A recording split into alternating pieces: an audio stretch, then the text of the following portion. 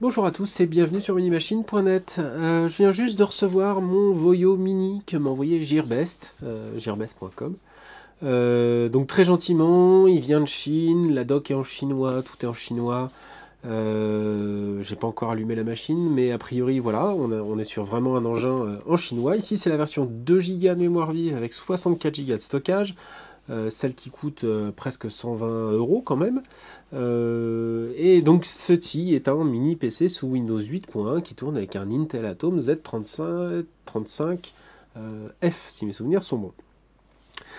Donc, quand on voit une boîte de cette taille, on se pose la question de la taille de la machine, et on fait bien. C'est vraiment ce qu'on peut appeler une mini-machine. J'ai sorti pas mal de petits engins de ces dernières années pour qu'on puisse comparer. Et on est sur une solution qui est parmi les plus compactes que j'ai vues jusqu'alors. Alors, on va commencer par parler juste de ce qu'il y a dans la boîte. Je l'ai ouverte, donc il y a une dock qui est en chinois, qui ne nous aide pas beaucoup. Un petit chargeur qui est très sobre, un petit chargeur assez classique, type tablette, hein, comme on en voit beaucoup. C'est un 2 ampères en 5 volts, voilà, qui fait assez cheap. Il faudra que je regarde un petit peu ce qu'il vaut, j'ai des mauvais souvenirs avec d'autres machines. Petit câble USB vers micro USB, vu que la tablette s'alimente en USB avec un micro USB, donc une solution encore une fois très proche du monde des tablettes. Un petit accessoire rigolo, qui est un petit stand qui permet de positionner son micro PC, son mini PC comme ceci. Donc voilà, assez gadget. Et un truc important, un petit câble qui fait mini HDMI d'un côté et HDMI de l'autre, vu que la sortie de la machine est en mini HDMI. Voilà, j'en ai fini avec les composants et accessoires dans la boîte. On a rangé tout ça, c'est assez gadget.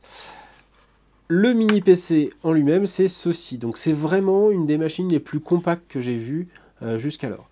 On va faire décrescendo dans la compacité.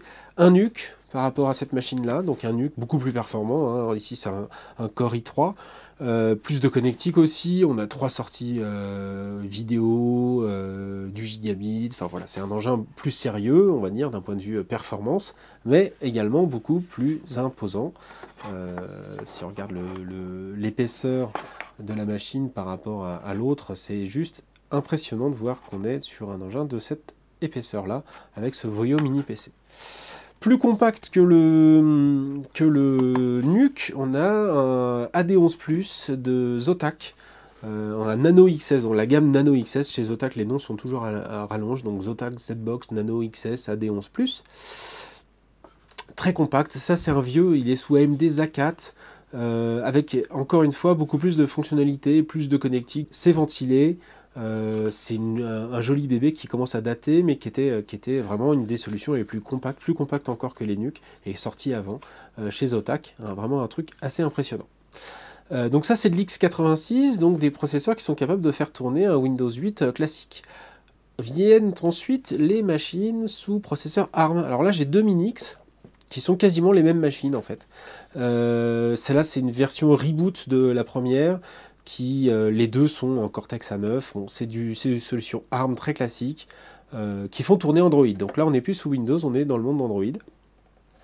Et donc là, on a encore une fois une assez belle connectique avec pas mal de fonctionnalités, pas mal de possibilités. C'est des engins très sympathiques, mais cantonnés, on va dire, au monde Android, et donc à des fonctionnalités très multimédia, c'est-à-dire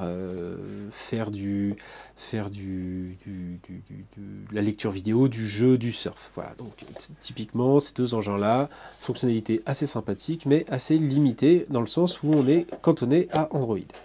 Voilà. Si on compare par rapport au Voyo, le Voyo fait la même taille que ce Minix-là, peut-être un tout petit peu plus large, mais vraiment pas grand-chose.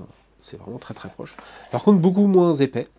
Et avec beaucoup moins de connectique. Alors on va tout de suite regarder l'engin comment il tourne, et on va l'ouvrir ensuite pour voir ce qu'il a dans les entrailles. Alors, d'abord la connectique. La connectique de cet engin-là est forcément assez minimaliste, dans le sens où on n'a pas la place de mettre grand-chose. Là on est sur quelque chose qui est vraiment très compact. On est sur du allez, 11 mm d'épaisseur. 11 mm d'épaisseur, vous vous doutez bien qu'on n'a même pas la place de mettre un RJ45, une sortie Ethernet sur la machine. Donc en façade, on a juste le bouton d'alimentation et un petit trou qui doit cacher une petite LED. Sur le côté droit, un port USB qui va servir à brancher une clé USB ou un lecteur de carte compact flash, etc. Enfin, typiquement ce qu'on branche, ce qu'on a besoin d'avoir accessible sous la main en USB. À l'arrière, déjà un petit peu plus de choses. Donc, la sortie casque 3,5 mm pour un casque audio stéréo classique. Deux autres ports USB qui vont recevoir clavier souris ou toute autre combinaison du genre. Un lecteur de carte micro SD. Je ne sais pas s'il est micro SD HC ou micro SD XC. Un mini HDMI, donc d'où la présence du câble qu'on a vu tout à l'heure, câble qui va nous permettre de brancher en HDMI standard, en faisant la conversion mini HDMI vers HDMI, si vous ne le savez pas, un petit adaptateur. Une alimentation via un micro USB, ça c'est bien, dans le sens où ça permet d'alimenter cet engin avec une batterie externe, typiquement une batterie qui va servir à recharger un portable, un smartphone ou une tablette. On va pouvoir alimenter cet engin tout seul. Donc c'est assez rigolo. On va pouvoir lire un film sur un écran juste en ayant branché un câble et la batterie sur ce petit port. Et ce tout petit trou ici, je ne sais pas si vous le voyez bien, ce tout petit trou, c'est le micro de la machine. C'est tout. Rien d'autre, et non seulement rien d'autre, mais quasiment pas d'ouverture de l'engin. C'est-à-dire qu'on a ici une toute petite aération, rien sur le dessus, une coque brillante avec le logo Windows 8.1, la marque Voyo, le nom du modèle, basta. C'est vraiment l'engin le plus sobre, à part la couleur, l'engin le plus sobre que j'ai vu depuis très longtemps. Donc là, on est vraiment sur le mini PC. Si vous comparez par rapport à ma main, ça tient vraiment très peu de place pour ce que ça sait faire. On va regarder un petit peu ce qu'il y a dedans. Alors pour regarder ce qu'il y a dedans, on va utiliser un outil de tablette, un outil de smartphone et tablette. Donc un petit outil plastique, et on regarde sur le côté, on voit ici une petite encoche toute petite qui va nous permettre de soulever le capot, probablement avec des petits ergots qui doivent faire tout le tour. C'est vraiment très classique comme construction. On va regarder ça tout de suite. Alors il faut forcer un petit peu au départ, mais souvent ça vient assez vite. Voilà, on fait glisser et on a les petits ergots qui se soulèvent les uns après les autres. Enfin, en théorie.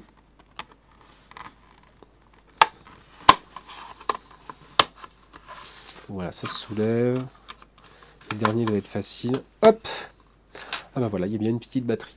Donc là, le bas du châssis, le haut du châssis un petit peu renforcé avec cette espèce de croisement de plastique en surépaisseur. Ça permet de rigidifier un petit peu ce haut de châssis. Sinon, ça serait vraiment trop souple. C'est déjà quand même assez souple par rapport à l'épaisseur. Donc on a bien les petits ergots tout autour. C'est ce qui fait que la marque propose différents coloris, parce qu'en fait tous sortent de l'usine comme ceci, et puis suivant les commandes, on va pouvoir changer les coloris à la demande. Voilà, donc châssis tout plastique, pas d'ouverture, pas d'aération. Alors, si on regarde cette carte, plusieurs choses intéressantes à remarquer tout de suite. Batterie, donc une petite batterie ici, qui doit proposer un usage... je ne sais pas si c'est pour protéger l'ensemble. Si on regarde le circuit d'alimentation de la machine, c'est assez bizarre. On a ici l'entrée micro USB qui vient donc alimenter la machine.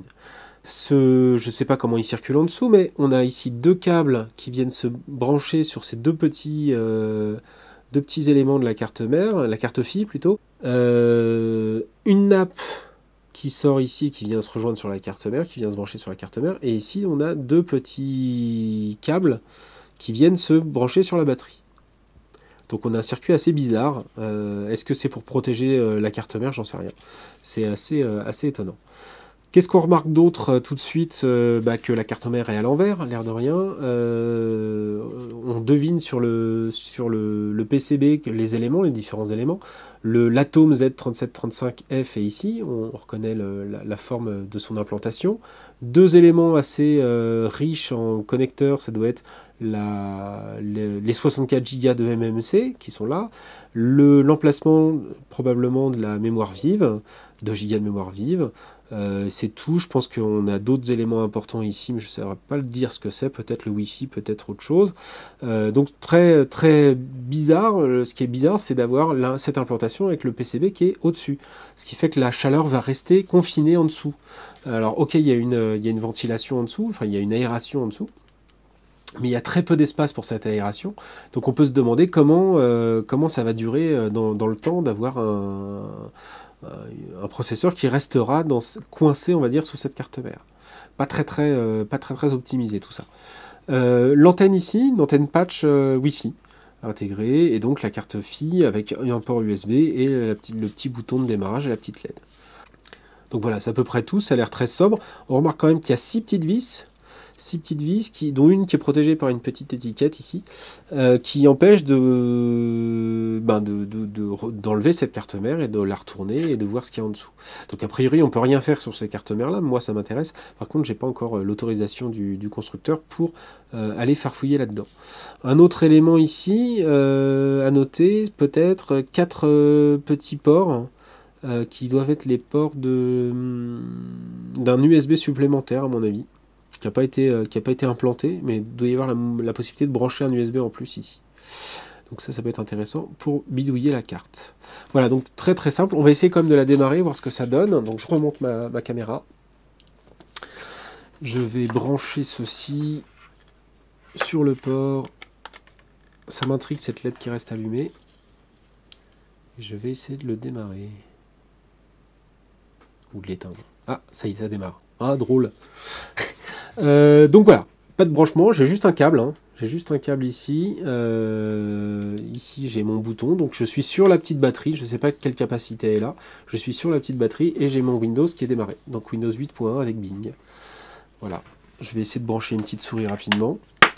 Je ne sais pas quelle autonomie du tout j'ai sur l'engin. Normalement, je devrais avoir du son même, puisque mon enceinte... Voilà, c'est rigolo comme tout. Ma petite souris. Et je suis sous Windows. Voilà, donc ça fonctionne. Bon, je vais détailler un petit peu les performances de la bestiole. Moi, ça m'amuse de voir que voilà, il y a une autonomie livrée. C'était pas indiqué, donc c'est assez rigolo de voir qu'on a un engin qui est capable de fonctionner comme ceci. Évidemment, il faudrait que je lui branche un clavier pour que ça ait vraiment du sens. Je voulais juste voir un petit peu à quoi ça ressemblait ce Voyo Mini d'un point de vue compacité et d'un point de vue fonctionnement. C'est assez étonnant de voir un engin de ce type fonctionner comme ça. Je testerai plus à fond la machine. De toute façon, je suis sur le test du Pipo X7 qui me donnera plus d'infos. Moi, ça m'amusait juste de voir un petit peu à quoi ça ressemblait. C'est étonnant de voir cette batterie qui n'était pas signalée donc, dans la documentation. On est vraiment sur un engin très très très compact avec des usages qui seront limités forcément, mais des capacités pour pouvoir faire tourner tout ce que demande, on va dire, un utilisateur lambda. Alors là, il y a des défauts, il n'y a pas de sortie RJ45, on est limité en USB, le stockage 64 Go c'est pas mal, mais enfin ça reste toujours assez limité. On a des gros avantages, la compacité, le silence, la possibilité de faire tourner des logiciels assez lourds.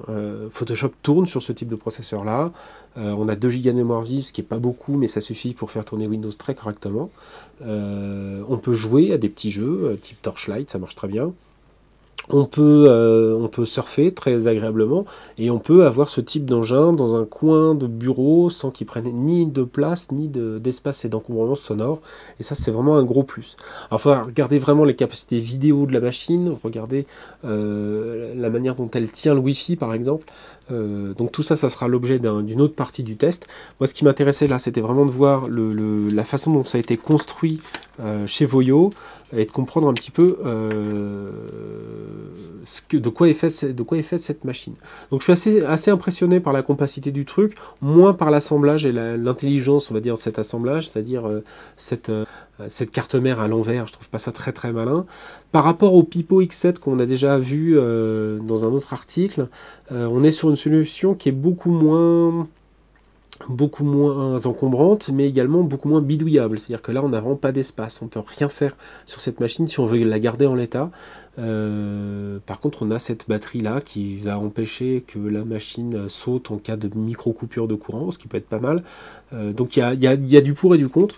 Là, c'est quand même une solution en 64 Go extensible avec une carte micro SDHC. On n'a que de l'USB 2, mais on doit pouvoir brancher un disque dur externe en plus.